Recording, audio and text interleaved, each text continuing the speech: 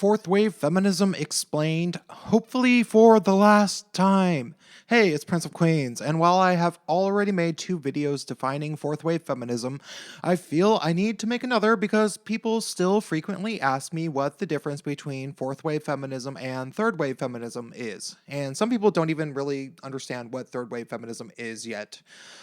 So I'll say it again. Simply put, fourth wave feminism is what happened when feminist true believers and feminist organizations finally figured out how to use the internet, which was around 2008, according to Wikipedia.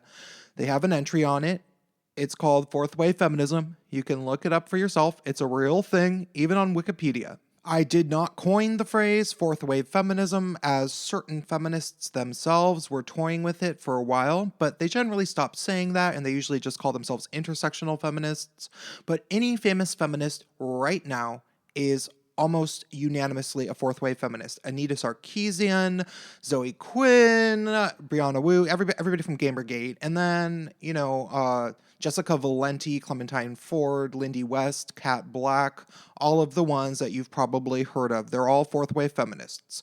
So I would say that I have maybe been the first feminist critic to really refer to fourth wave feminism in my general criticisms of feminism, but I'm not sure about that, and I don't particularly care because that would be pretentious. I don't want to be like, I started it. So whatever. I just hope that more people start to use the term fourth wave feminism because fourth wave feminism is particularly heinous, dishonest, and power hungry because very few people took third wave feminism seriously, and even during its peak in the 1990s, they were relatively easy to ignore, and most people didn't really know much about it besides, yeah, girl power.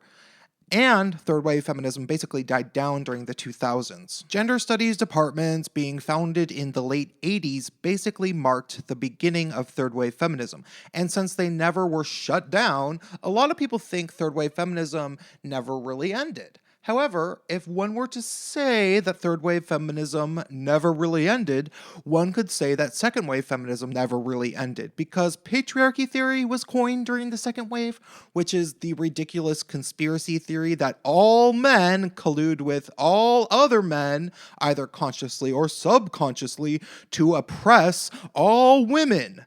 Obviously, the ending of second wave feminism didn't mark the end of patriarchy theory. It came back with a vengeance in each wave. There were plenty of other wacky theories that don't hold up to either psychological or philosophical scrutiny that were coined first in the second wave, like the male gaze theory, which is the theory that men like to gaze at women, and because of that, they like to put women into art, and then it increases the male gaze, and it makes men sexually objectify women even more because it's all set up that way, because patriarchy. It's a little wacky. But the second wave did briefly die out until some of the radical true believers ended up getting gender studies departments to be legitimized by academia and allow it to be an actual subject matter that one can get a degree in, which it still is today. And the people who end up with degrees in gender studies are, and have always been, generally the least intelligent people with degrees that exist.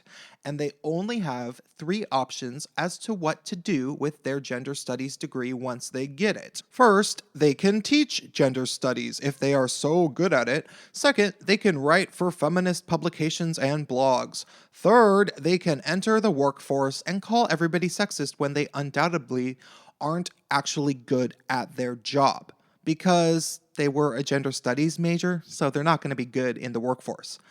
Never major in gender studies. The only reason to even take a course in it is to plant seeds of doubt in your classmates by relentlessly arguing with your professor.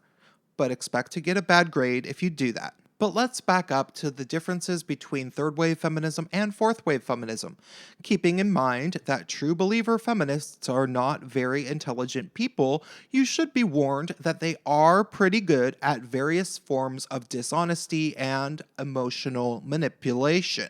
They are good at creating double standards and justifying them with strange rationales, like how it is okay to call men a dick as an insult, but never okay to call a woman a cunt. If you tell them that men are the overwhelming victims of violent crime, they'll say that it doesn't matter because those crimes were usually committed by men, when you were talking about the gender of the victims, not the perpetrators. So, of course, anybody who is willing to base their entire worldview around claiming that everything wrong with the world is the fault of all men collectively conspiring to mess up reality and fuck over all women, anybody who thinks that is not very intelligent. While the internet did exist during the 90s when third wave feminism was still growing in academia and was actually kind of flourishing culturally, there were very few feminists during the 90s who were smart enough to actually understand how to use the internet. There were a few, but they were generally much cooler women than fourth wave feminists because you had to be intelligent to use the internet in the 90s, and also because there were several reasons why somebody might actually want to be a feminist that were actually relevant to the times in the 90s. For example, the religious right was still very powerful in the 90s, and they were always trying to stop abortion by any means necessary. So women rallied behind that cause under the feminist banner. Women were big on teaching self-defense classes in the 90s, and feminist organizations would organize those classes. Girl bands were also pretty big, and they usually called themselves Riot Girls, and they passed around zines, which were little photocopied pamphlets that are still popular in some punk rock scenes. But as I said before, all of this mostly died out during the Bush years, because it stopped being cool to be a feminist. I think truthfully, from my observation, everybody got tired of the oppression Olympics, and that's all feminists ever really talked about. Women knew that blaming all of the problems on men wasn't going to make them happy. And 9/11 happened and war broke out, so people had better things to worry about than smashing the patriarchy. Even though now a lot of women are like, well, the war only happened because of patriarchy. Except for they also defend Islam and stuff, so kind of silly logic, but these are not logical people. My perception is that fourth wave feminism started brewing while being ignored mostly for a long time. At least for about 4 years probably. If it started in 2008, it really picked up in 2012. The gender studies professors and their minions began blogging once they figured out how a computer works, and some of them developed a cult following, but I don't think anybody took them seriously for a long while. Feminists have always been primarily lesbians in terms of the true believers, and lesbians are usually fairly easy to ignore because they are a particularly humorless population that isn't good at making friends. Unless lesbians are trying to protest you or take over your organization, both things that they love to do, it's easy to just laugh at them because nobody's laughing with them because they never laugh. Not all lesbians, of course, some are cool, but look up lesbian comedians and see how few you find. We all know which lesbians I'm talking about. Eventually, around 2012, something happened, and I don't think it was a coincidence. The blog Everyday Feminism was born that year, for example, and it was also the year that Obama was re-elected, and the Occupy movement was pittering out. Some people even say that George Soros himself paid identity politic-driven assholes who were probably feminists to disrupt the Occupy movement, which was supposed to be about uniting the masses against big corruption and government involvement in capitalism, as opposed to whining about which groups in the masses were oppressed the most. And, of course, if it's intersectional feminists, they're going to come and it's going to be like women and black people and blah, blah, blah, blah, blah. And then the movement falls apart, and that's kind of what happened. So maybe that did happen. Maybe George Soros did pay them, but I don't know. I have not checked out the conspiracy as it relates to the Occupy movement, so I don't know, but you should look into it. Regardless of whether this was an organized conspiracy or not, we do know some things for sure. Feminist blogs began to become really widely read and I believe promoted in the year 2012, and especially by 2013. Blogs like Everyday Feminism, Jezebel, Black Girl Dangerous, and Feminist Sting began popping up everywhere on my timeline on Facebook. Also, everybody was constantly talking about the Black Lives Matter movement, which was a viral hashtag that was promoted all over the internet, which was started by feminists. I think that we should call them fourth wave feminists. Everybody was talking about rape culture and stuff like that around the time, and Gamergate really kicked into gear, certainly by 2014, but I think it really started in 2013, can't quite remember. All of this stuff was very directly related to the internet, and I say that I think it was organized because of how much these feminists were on the offense. It's not just like they were quietly existing as feminists, they poked various hornets' nests in male culture, like video games, comedy, comic books, and basically everything else you can think of. And they were getting paid to do it. It was aggressive and vindictive. They were attacking men and then playing victim. I think a lot of this has to do with the fact that mainstream feminists co-opted the term intersectional feminism, which was coined initially by black women who felt black women were being left out of the feminist movement during the second wave. Intersectionality theory was first coined in the third wave by Patricia Hill Collins, and it was an all-encompassing theory of oppression, which basically, in my opinion, was designed to claim that feminism was the one true way to solve all of the world's problems, if they didn't already think that, by saying first that the most oppressed people have a deeper understanding of reality, and then also that you can make sweeping generalizations to easily calculate how oppressed any individual is based on their different demographics as a person, and that women always have it worse than men in every instance. So basically, intersectionality theory means that you always have to listen to women because they know what's best for you. And by women, they do mean feminists, of course. By the end of 2015, it was clear that fourth wave feminism was everywhere, even though most fourth wave feminists didn't even know that they were fourth wave feminists, and they were mostly just white women who called themselves intersectional feminists, even if they've never done a single thing for anybody besides white women outside of attacking people on the internet. One of the key tenets of fourth wave feminism is call-out culture.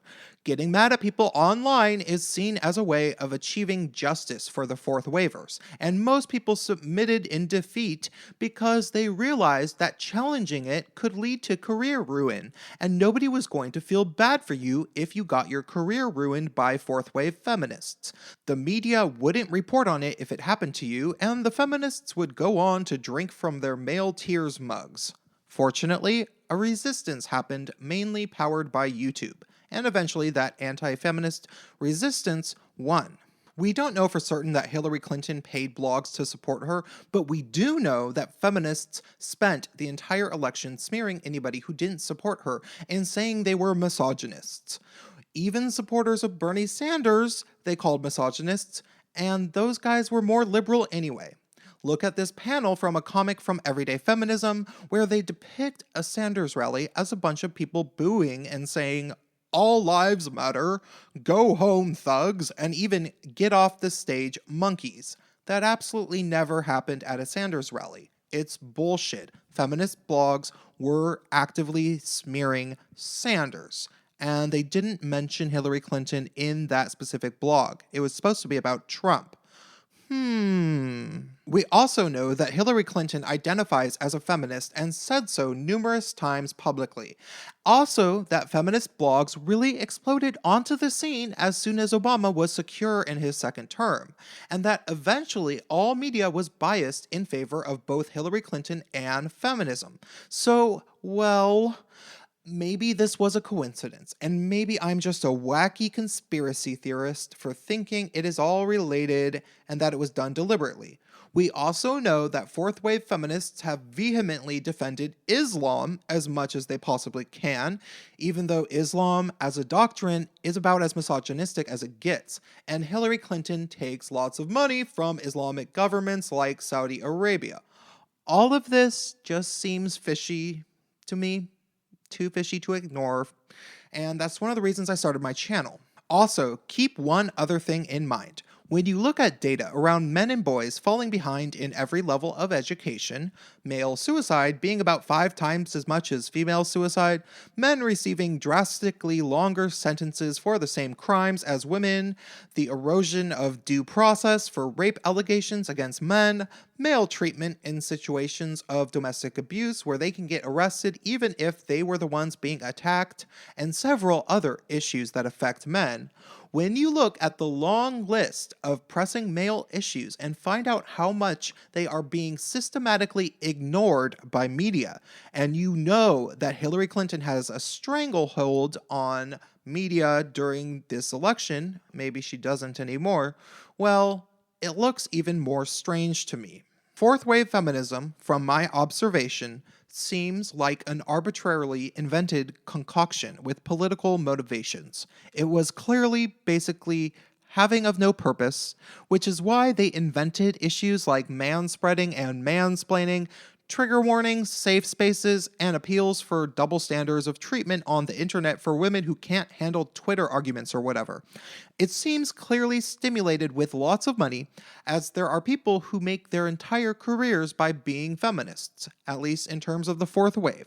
So now that Clinton has been defeated, we'll see how long it takes for the movement to die out. And while I'll probably never have the satisfaction of proof that Clinton incorporated paid off blogs like I suspect that they did, we do know that she hired people to troll the internet and that she paid celebrities like Katy Perry to endorse her. So it isn't a stretch to think that she gave some of that money to blogs. I guess we'll have to wait and see. Drop me a comment and stay tuned.